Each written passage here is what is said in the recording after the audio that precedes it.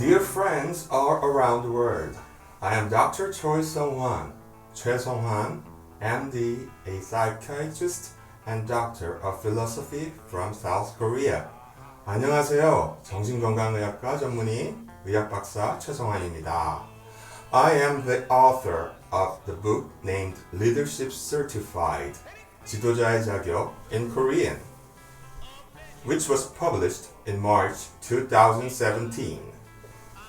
The book which I am about to introduce to you is a book titled in Greek doulos neos, which means a new slave, 신노예 in Korean, in which it applies an inevitable emergence of a new class of people called a new slave.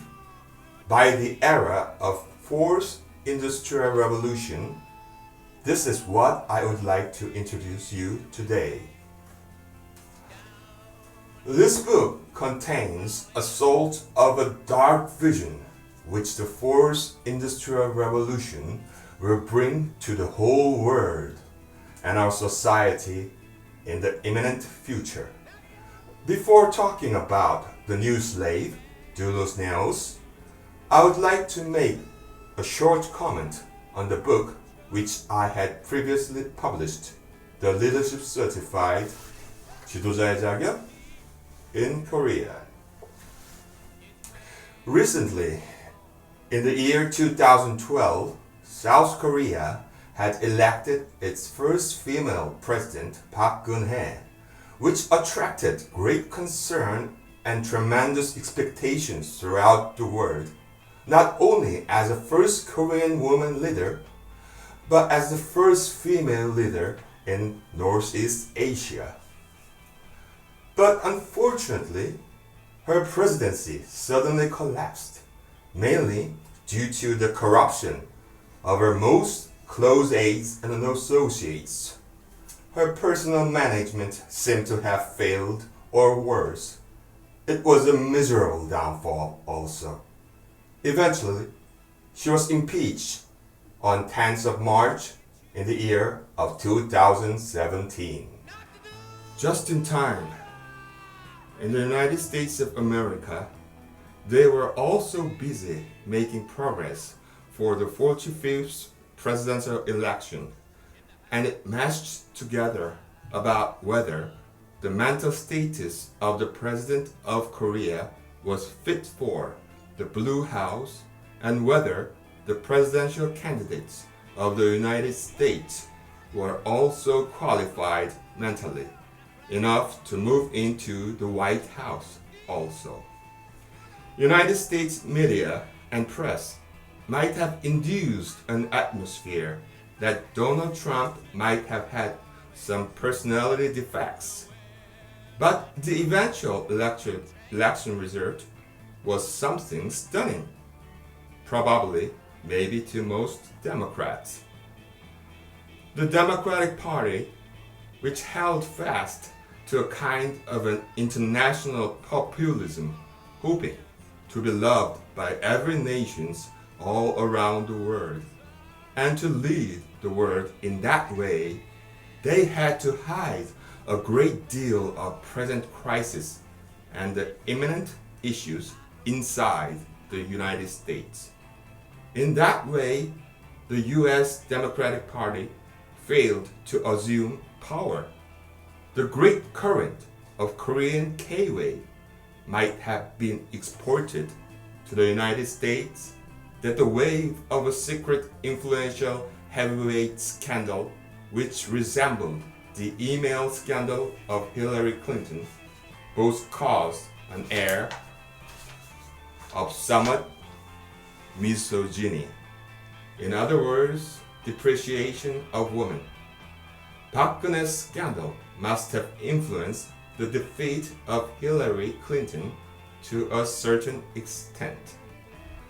This book was basically not targeted towards Park Geun-hye, but rather towards the following new presidential candidates in Korea, springing up everywhere. Those who might lack the ability to lead the country in a sensible way.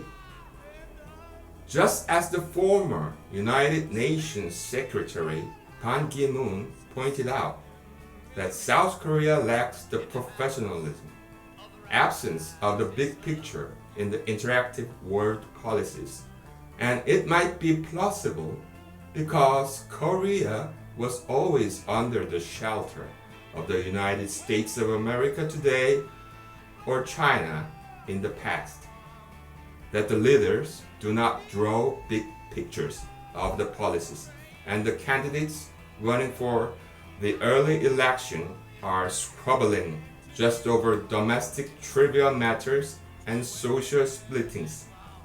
We need a more precise and effective measure for choosing the leaders. In the United States, the political environments are that the politicians' respect towards the professionals is in existence. For example, politicians towards the doctors, but in Korea, this is not so, absolutely. We need not show any respect for the politicians or the leaders, and that there is no room for considering either Goldwater rules or American Psychiatric Association style of code of ethics. The steps in dealing with the analysis of the mental status of the major social figures. President Trump may be seen as the strongest president since the previous President Ronald Reagan. Trump is very straightforward and frank in his expressions that many countries around the world look this as a crisis. But for Korea, which is already in great crisis, this crisis may turn out to be an opportunity for Korea to jump up into a more professional realm. Now then, I would like to tell you about my new book, Doulos Neos, New Slave, in Korean, 신노예. Here is a quotation from the New Testament in which St. Paul commented in the 2 Thessalonians chapter 3, verse 10. For even when we were with you, we gave you this rule: the one who is unwilling to work shall not eat. The USSR takes this verse directly into their famous 1936 Soviet Constitution, Article 12, which says, "He who does not work, neither shall he eat." Many leftists and labor unions borrowed this verse from the Soviet Constitution, Article 12, and made a catchphrase of "He who does not work, neither shall he eat," targeted towards the capitalist class, claiming that only the one who have sweated have the right to eat. And that because the non-working capitalist class is exploiting the perspiration of the labor forces of the workers, that they lack the right to eat. But there is a crucial hidden pitfall behind this sentence. The Bible says, "The one who is unwilling to work, not he who does not work." The trap of this is this. In the Bible, it says, "who is unwilling to work." But in the Soviet Constitution, it is surreptitiously replaced by "he who does not work." Maybe the capitalists themselves have a will to work, and many people around the world today have their wills to work, but cannot find a job at all. What about the people who desperately longs to work but cannot get a job? Now the capitalist will say that they have been working, though they rarely perspired, and worked hard on paperwork, and taking risks of investigations and decision makings, and moreover, they never gave up their wills to work. Through the fourth industrial revolution, the capitalists brought forth a fatal counterattack against the laborers. That is, who is not willing, but who does not work should not eat.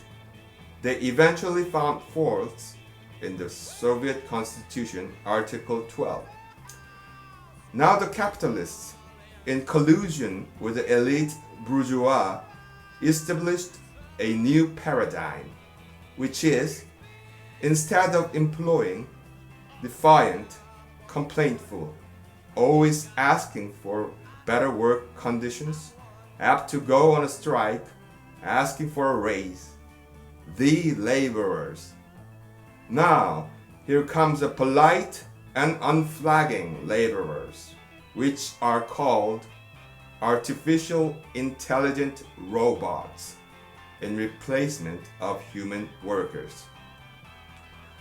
In addition to the revolutionary artificial intelligence and robotics, though currently the human cloning is prohibited by the World Agreement, by stopping all human cloning in the year 2008, it is not impossible to secure working human resources by means of human cloning and human cell duplications. Thus, the workers ripped off their works and working places would not be able to find work anymore, whether or not they are really desperately willing to. The labor unions announce by themselves with their own tongue that he who does not work, neither shall he eat. And the capitalist will say, as you said, for you do not work, do not eat. We would rather feed the robots. Except for a few elite engineers and administrators, ordinary young people won't be able to find a job in the coming future. In our reality, surely there exist the educational systems such as gifted and talented education, GATE, so-called GATE, or even laws made by governments like Act on the Promotion of Specific Education for Brilliant Children. And this brilliant few will take response of the surplus leisured class. For example, one talented person will take care of 100 leisured classes. And it is already happening when we look into the truth that one talented person's national product exceeds the sum of 100 common people. You might say, what the hey for that? But there remains a grave problem.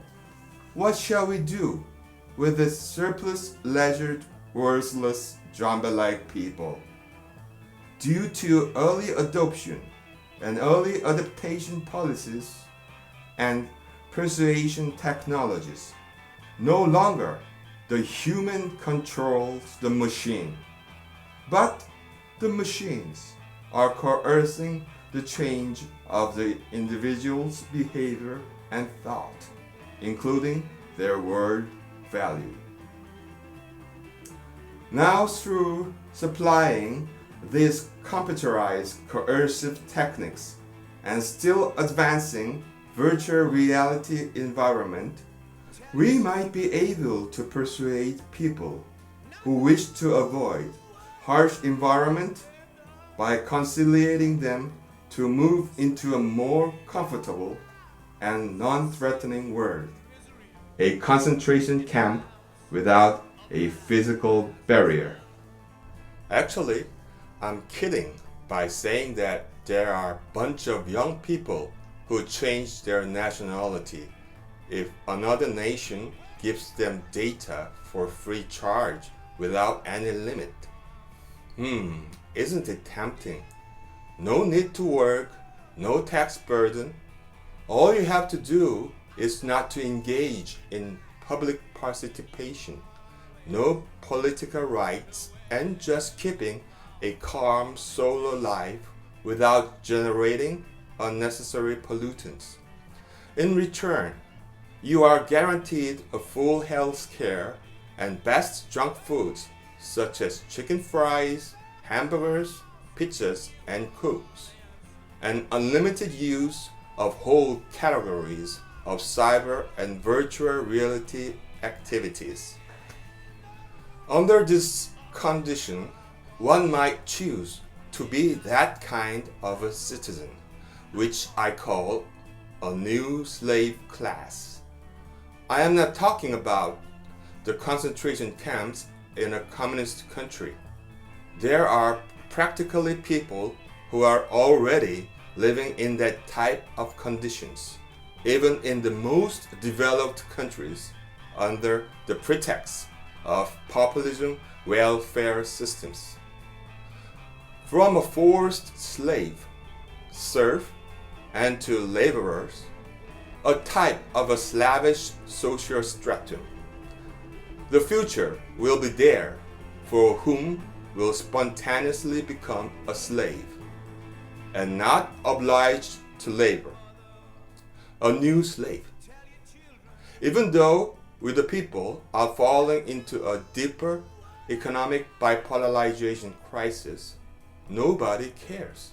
Rather, the capitalists and the elites are busy advertising that the future after successful fourth industrial revolution will be an over-the-rainbow thing, a house of the rising sun filled with brightness and hope and possibilities. My intention was to warn my Korean youngsters not to follow those ridiculous dreams, but to find out the real meaning of life, that is freedom and truth. My additional work will be about transcultural collisions between East and West, with the Middle East in between, in which how the fourth industrial revolution will affect the fifth and sixth world war, which are each represented by environmental war and cultural or religious war, a dragon war in a word.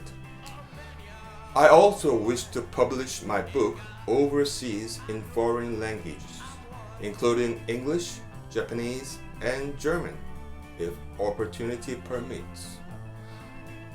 This was Dr. Choi Sunghwan addressing you from South Korea, Seoul. Thank you.